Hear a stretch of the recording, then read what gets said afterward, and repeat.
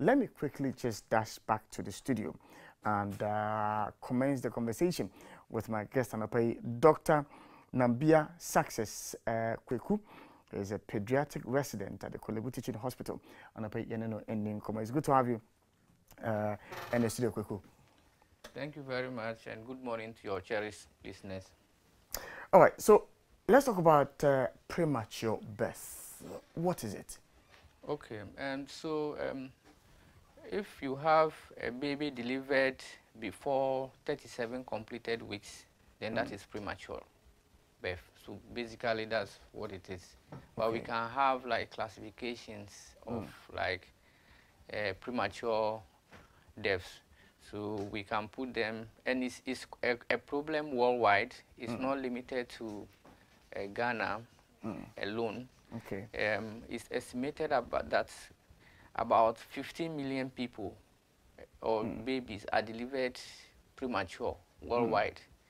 So if you look at Ghana's estimated population of 30 million, it means literally half of Ghanaians, because 15 million.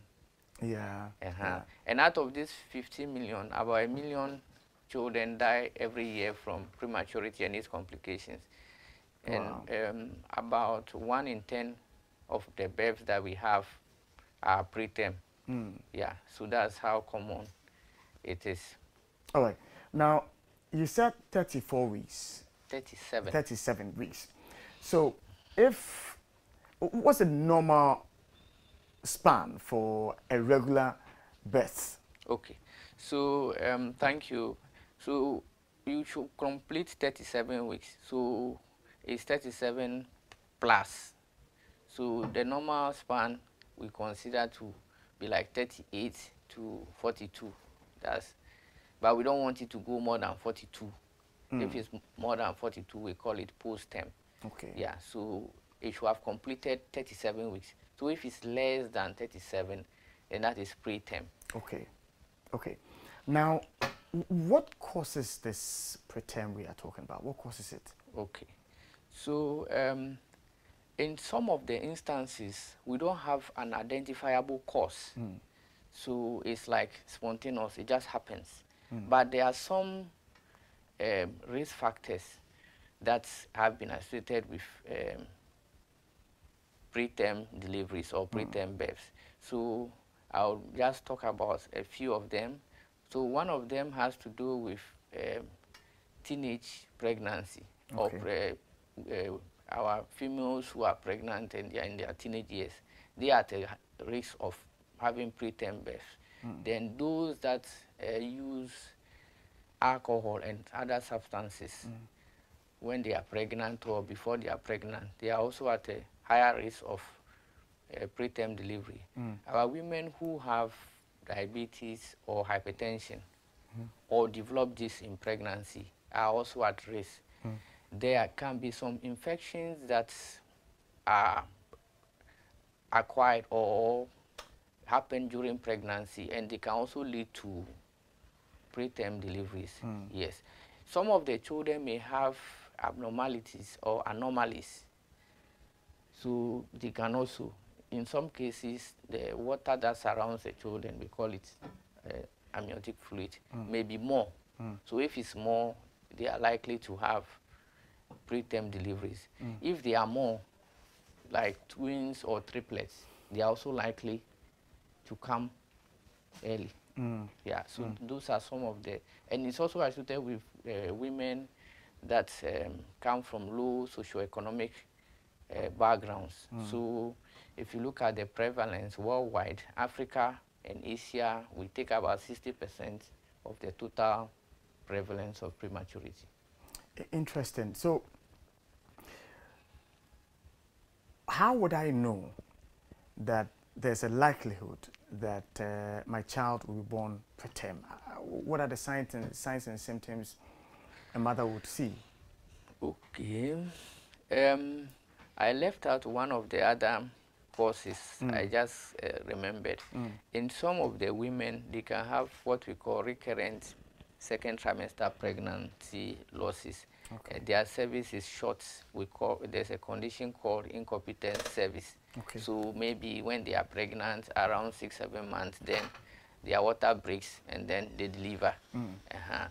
But usually, just as there are also times that when you come to the hospital, the pregnancy can be complicated. Maybe it's not time, but the woman is bleeding, or the woman has severe complications from maybe diabetes or pregnancy, or hypertension. So we may need to deliver. So those ones, we know that you are going to. But as I said, there are some cases that it happens spontaneously. So just like how women go into labor, you'll be there and then maybe water breaks or you start having abdominal contractions. So that's basically it. So we have some women that will say they are at high risk. They are at high risk because, like I mentioned, if you are a teenage mother or you are using substances, alcohol, some other drugs, or you have developed diabetes or hypertension in the pregnancy, then you are in the high risk category. If you've had a preterm delivery before, then you are also at high risk.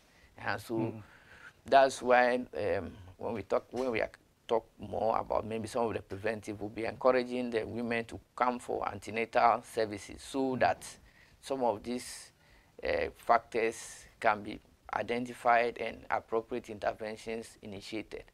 I know I asked about the symptoms, so we'll come back to that. But you made the point about antenatal care and the statistics you are giving us, 15 million. Yeah. Now, I'm surprised because in my mind, antenatal care is one of the key things that, you know, pregnant women are supposed to pay attention to. And per the promotion that the Ghana Health Service has been doing, I would think that a lot more people are going for antenatal care now than previously. Well, the antenatal care, currently, the recommendation is at least 8 visits. And you should start before 12 weeks so that scans are done, investigations are done, there's risk stratification, whether it's a high-risk pregnancy, low-risk pregnancy. We monitor the baby and the mother to make sure that we get a healthy baby and mother at the end. So the uptake has been increasing, but the compliance with the number of times. Some will show up when it's almost time, some will show up in labor, some will attend 2 or 3 times. So that is the challenge.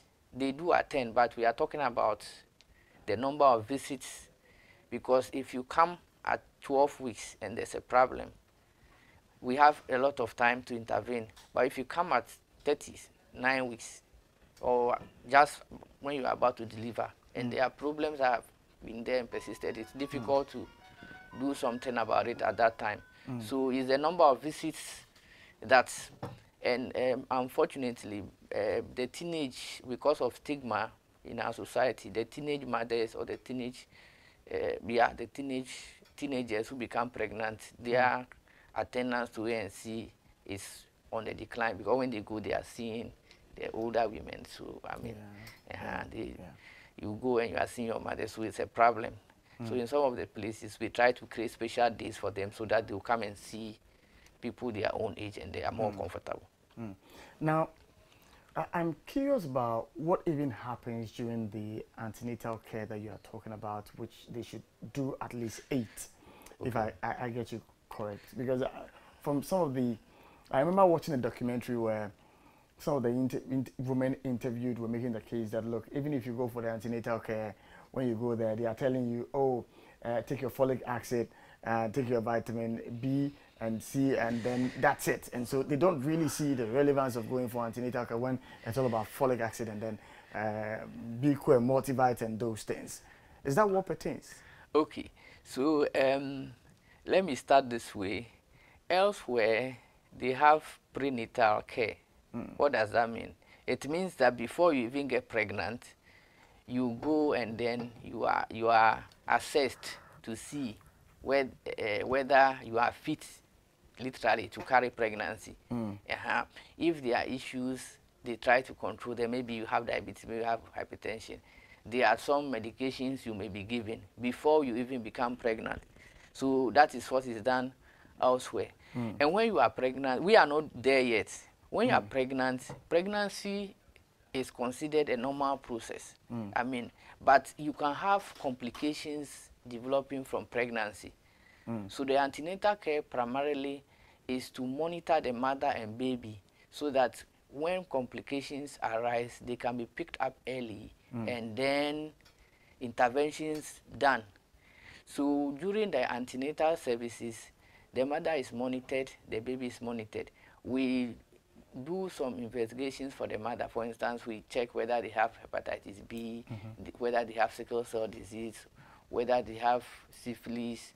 That can be transferred to the baby, for instance. So those are done. We check for malaria, we check their urine, we check their stools. We also give them what you mentioned, folic acid is given, and then iron supplements are also given. So those, and then we give them a preventive care for malaria. They give them Fansida. That's because when they get malaria, it tends to be more severe. It can also be a cause of preterm births. So a lot is done. They are counseled about good nutrition. They are given mosquito nets. You know, malaria is common in our environment. So those are some of the things that are done to make sure that we get a healthy baby and a healthy mother. So antenatal care goes beyond just giving Bico and folic acid.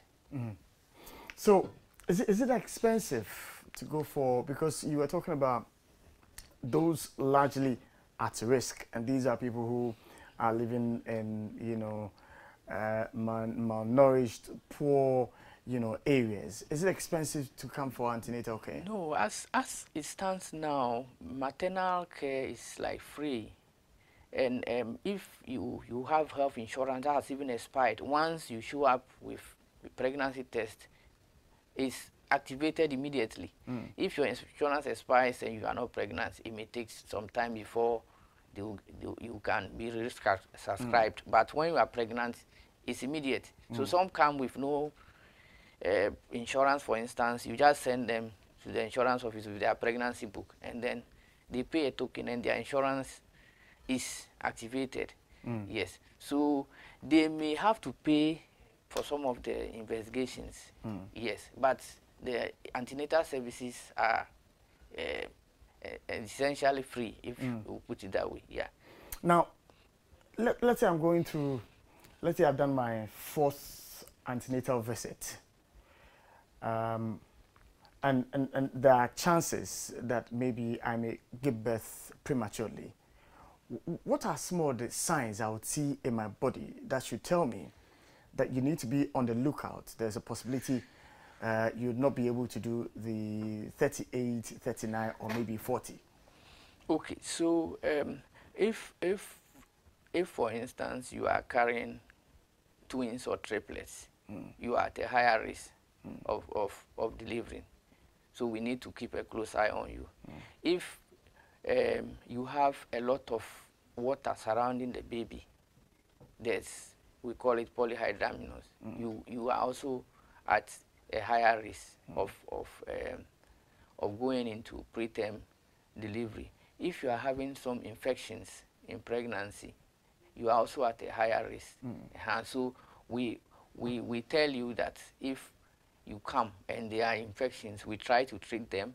The malaria is one, urinary tract infection is one. If you have diabetes or hypertension and is poorly controlled in pregnancy, you are also at risk.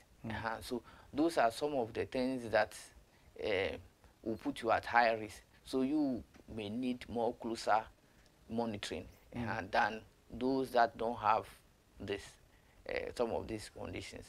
So it's during the antenatal services that these conditions are picked up. And then what you need to do will be spelled out to you. In some of the cases, some of the women are admitted and monitored because we feel that they are at higher risk. And if we think that your risk is very high and you you need to be monitored in the hospital. You may be admitted to the hospital and monitored. And if we anticipate during your admission that you need, whatever we do, we are going to deliver prematurely, yeah. we can give, or we should be giving you antenatal steroids, which help to mature the baby's lungs. Because one of the big problems that preterm babies have is the immaturity of their lungs. They have breathing difficulties from this. So we can give antenatal steroids if your risk is very high, yes, before you deliver, to increase the chances of survival of your baby. But still, I'm looking out for, let's say, the usual cramps. With, yeah, you know, that's what I spoke about when. I mean, when you are going into labor, the abdominal pain, sometimes the water comes, sometimes blood, that they can, when the water breaks, those are like when you are going into labor. But what I talked about first is more of things that put you at a higher risk of. But when it gets to that stage, in some of the instances, we try even to abort some of the cases. You may be given drugs to abort the labor, the labor. That's to stop the labor from progressing. But in some of the cases, in spite of everything, it may still end up with the preterm delivery. Interesting. So, what are some of the complications for both mother and then baby when even safely delivered? What are some of the complications? Okay, so I'll take us back a little. When I was talking about the classification, we can put them into like three classes. Okay. So we have extreme preterm. So what that means is that the baby comes and is less than 28 weeks. So those ones are the extreme preterms. Then if the babies are born between 28 and 32 weeks, they are the very preterm. Then from 32 to 37, we say moderate to late preterm. Okay. So as a rough guide, the earlier you come, the worse complications you have. So that's the caveat. So some of the complications can be immediately when you come. We call it acute. And then later on in life, chronic. So let me talk about some of the acute ones. So preterm deliveries are at a higher risk of jaundice. So about 8 out of 10 of them may develop jaundice, and jaundice has its own issues. So that's one problem. Then they are at risk of having low body temperature. They cannot control their temperature. Their skins are thin. They lose a lot of heat to the outside. And when your temperature drops, it can also lead to low sugar. You may actually, it's fatal. And they don't have enough glucose stores. They may not be able to feed well because their sac and swallow is poor. So they are also at risk of low sugars, or we call hypoglycemia. So they have the jaundice, we have hypothermia, we have hypoglycemia. Yes. And during the birth process, because of immaturity of their brain, they can bleed into your brain as well. So that's another issue. So they have feeding problems, breathing problems, they can have jaundice. That's in the acute phase. Then later on in life, they can have issues with seeing things and hearing things. And they may have poor growth neurodevelopmentally. And then they may have learning disabilities. So these are some of the complications that the preterm babies may suffer. Now, the chances of survival of these babies, you've given us 3 categories. Yeah. What are the chances? Okay. So, I mean, you come early. So it depends on the part of the world you are, because elsewhere, when you come at 20 weeks, you are welcome. In our part of the world, when you come at 28 weeks, you are like, what are you doing here? Because our age of viability is 28. Yes, so in the high-income countries, less than 10% of these babies die. But in low-income countries where we find ourselves, about 90% of them will die in the first few days, and it's related to the gestation. So the earlier you come, the worse the chances that you survive. So most of the ones that survive tend to be after 32, 34, you have a high chance. But 28 or less is almost like 50-50 or worse. So we don't have enough facilities and capabilities to take care of them. Yes, in some of the places I talked about the lung formation. Yes, immaturity. In some of the cases, they can give what we call surfactant, something that helps to improve your breathing by reducing the work that the lungs have to do. That is not routinely given in Ghana. Even when it's available, it's expensive, and then most of our mothers or parents cannot afford. Yes, they cannot afford them. So it's based on where you are. So our survival is not. Yes, about 50% of those born less than 32 weeks die because of breathing problems. We are not able to feed them as we should because they can't swallow, they can't suck well. Interesting. We have 2 more minutes before we end our conversation. Mothers are watching us this morning. Young ladies who might tomorrow become pregnant, become wives and give birth are also watching us. What advice would you give them? Okay, so what I would say is that pregnancy is a normal process, and we don't expect any woman to die from pregnancy or the complications of pregnancy or to deliver a preterm. So that is like the target. But to ensure that before we become pregnant, we talk about healthy diet. So our mothers-to-be should ensure that they have good nutrition, they avoid drugs and other substances that increases their risk. Smoking, alcohol, they should avoid those ones. And when they are pregnant, we encourage them to start antenatal care early, before 12 weeks. At least 8 visits is what is recommended, so that they can be well monitored, their babies can be well monitored, and during pregnancy to encourage them to eat well, rest well, avoid still the alcohol, other drugs that can also affect the babies and their own health. Yes. So when we do this, or when they do this, it will reduce their risk of delivering preterm babies. Well, Doc, I will thank you this morning for joining us. There's so much that we've learned this morning, and I'm hoping that our girls, our sisters, our aunties, our mothers pick a thing or two, and the husbands as well must pay attention to some of these conversations that we are having, because you need to be on the lookout for some of these things, especially the high risk ones, those whose wives are carrying 2 kids, 3 kids. Your wife, takes alcohol, and as a husband, you're not paying attention to that, and she's still taking her wine or whatever it is that she takes. These are things that men as well ought to pay attention to. And so, Doc, I thank you once again for joining us this morning. You'd want to add something? Yes. Please do. Okay, so this year's theme was on, we wanted to encourage what we call kangaroo mother care, which is essentially skin-to-skin contacts.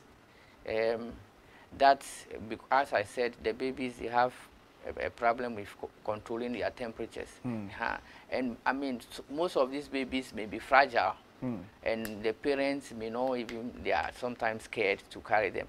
But the skin-to-skin contact encourages them to be able to regulate their temperature. They are able to thrive better. So we want to encourage the families. It's recommended that we involve them in the care, yes, of the baby. So, I mean, the preterm care is involving, but we want to support them. We want to encourage them to be involved. And one of the things they can do, it's not only the mothers that can do the KMC. The fathers can do it, aunties, grandmothers, etc. So that also is very essential to help them to control their temperature. Yes, so that's what our team this year was. That's a parent's embrace, a powerful therapy. So we want to encourage immediate skin-to-skin care after birth. Thank you so much for the opportunity, and good morning once again to your cherished listeners. Thank you. And thank you as well, Dr. Nambiah Success Kweku. He is a pediatric resident at the Kolebu Teaching Hospital, sharing some deep insights with us on preterm babies, what causes it, symptoms, what we must look out for. There's a very important point we didn't make, Doc, and that has to do with the fact that parents of these kids must know that they have a very bright future. Some of them turn out to be very brilliant, yes. Extremely brilliant kids. We didn't talk about, we spoke about some of the complications. Yeah. Yes, so I mean, we do follow them up. We do follow them up, and we have very prominent people who were delivered preterm. Yeah. We can't mention some of the names here because of, I mean, privacy and confidentiality. Yeah. Yes, but when they are monitored well, you may even come across from before or after. When you see them, when they come and they're in the incubators, they look like nothing is going to come out of them. But later on, when they show up, you'll be amazed. You'll be amazed. Yes. So we follow them up, and some of them do very well. Yeah. So it's not a discouragement if you come too early. With the appropriate care, you can achieve your potential in life. Yes. Indeed. Indeed. So on that positive note, I would like to thank you for being a part of the conversation.